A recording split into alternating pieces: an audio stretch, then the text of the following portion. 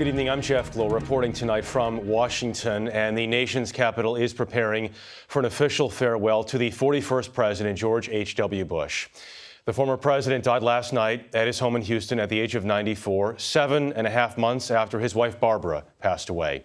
The president's body will lie in state at the U.S. Capitol Rotunda from Monday evening until Wednesday, when a state funeral will be held at the National Cathedral.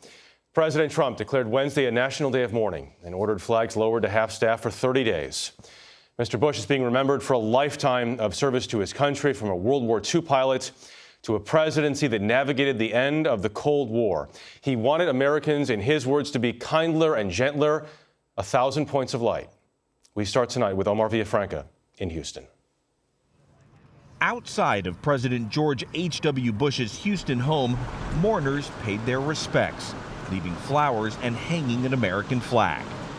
At a statue near downtown, Sean Cunningham was one of many Houstonians who came to honor the late president. He was a good man, really represented, I think, all the qualities that the country represents or should represent. President Bush died at his home last night. His health had been diminishing in the last few days.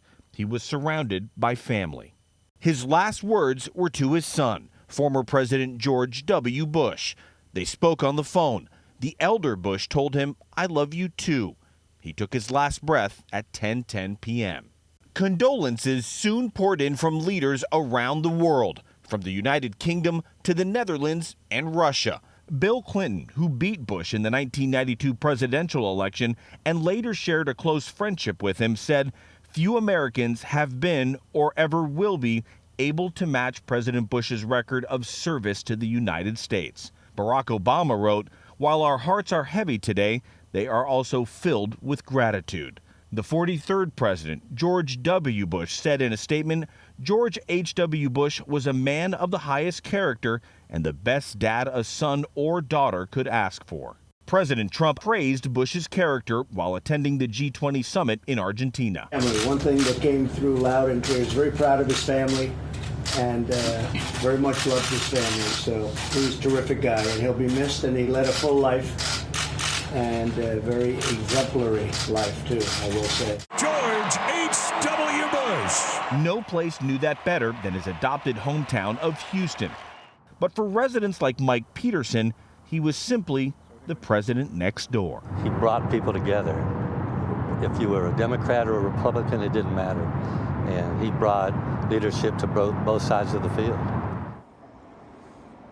After the president's body leaves Washington, D.C., he'll come here to St. Martin's Episcopal Church for a memorial service. It's the same church where his wife had a memorial service when she passed away earlier this year. Then he'll be laid to rest at his presidential library in College Station. Jeff? All right, Omar, thank you very much.